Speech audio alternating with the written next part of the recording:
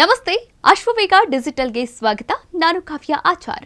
ವರ್ಷದಿಂದ ವರ್ಷಕ್ಕೆ ವೇಗವಾಗಿ ಬದಲಾಗುತ್ತಿರುವ ಹವಾಮಾನ ಬದಲಾವಣೆಯನ್ನ ಸಮಯಕ್ಕೆ ತಕ್ಕಂತೆ ಎದುರಿಸಲು ವಿಫಲವಾದರೆ ತಾಪಮಾನ ಮತ್ತು ಹವಾಮಾನ ಬದಲಾವಣೆಯಿಂದಾಗಿ ಭವಿಷ್ಯದಲ್ಲಿ ವಾಸಿಸಲು ಯೋಗ್ಯವಲ್ಲದ ಸ್ಥಳಗಳಿಂದ ಅಂದರೆ ಬೆಂಗಳೂರು, ಪುಣೆ ಹಾಗೂ ಹೈದರಾಬಾದ್ಗೆ ಜನ ಸಾಮೂಹಿಕವಾಗಿ ವಲಸೆ ಬರಲು ಕಾರಣವಾಗಬಹುದು ಎಂದು ಇನ್ಫೋಸಿಸ್ ಸಹ ಸಂಸ್ಥಾಪಕ ಟೆಕ್ ದೈತ್ಯ ನಾರಾಯಣ ಮೂರ್ತಿಯವರು ಹೇಳಿಕೆಯನ್ನ ನೀಡಿದ್ದಾರೆ. ಹೌದು, ಭಾರತ ಹಾಗೂ ಕೆಲ ಆಫ್ರಿಕಾದ ದೇಶಗಳ ತೀವ್ರತರದ ತಾಪಮಾನ ಏರಿಕೆಗೆ ಗುರಿಯಾಗ್ತಾ ಇದೆ.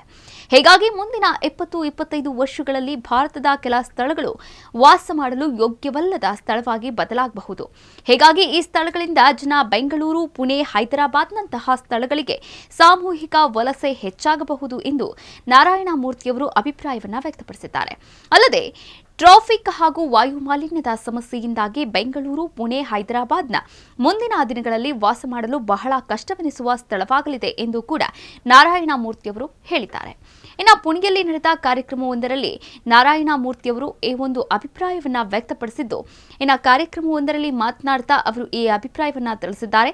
ನಾವು ಭಾರತದಲ್ಲಿ ವಿಶೇಷವಾಗಿ ಕಾರ್ಪೊರೇಟ್ ವಲಯ, ಇನ್ನು ರಾಜಕಾರಣಿಗಳು ಮತ್ತು ಅಧಿಕಾರಶಾಹಿಗಳೊಂದಿಗೆ ಸಹಕಾರವನ್ನ ನೀಡಬೇಕು ಮತ್ತು ಸಾಮೂಹಿಕ ವಲಸೆ ಇಲ್ಲ ಎಂದು ಖಚಿತಪಡಿಸಿಕೊಳ್ಳಬೇಕು. ಅದು ಸವಾಲಿನ ವಿಚಾರವಾಗಿದೆ.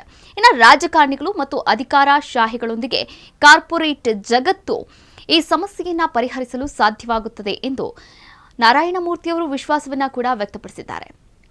ಇನ್ನು ಭಾರತೀಯರು ಎಲ್ಲವನ್ನ ಕೂಡ ಕೊನೆ ಗಳಿಗೆಯಲ್ಲಿ ಮಾಡುವಂತಹ ಮನಸ್ಥಿತಿಯನ್ನ ಹೊಂದಿದ್ದಾರೆ. ಅದೇ 2030ರ ವೇಳೆಗೆ ದೇಶದ ಈ ಮನಸ್ಥಿತಿ ಬದಲಾಗಲಿದ್ದು ಗಮನಾರ್ಹ ಪ್ರಗತಿ ಕೂಡ ಕಂಡುಬರಲಿದೆ ಎಂದು ಹೇಳಿದ್ದಾರೆ.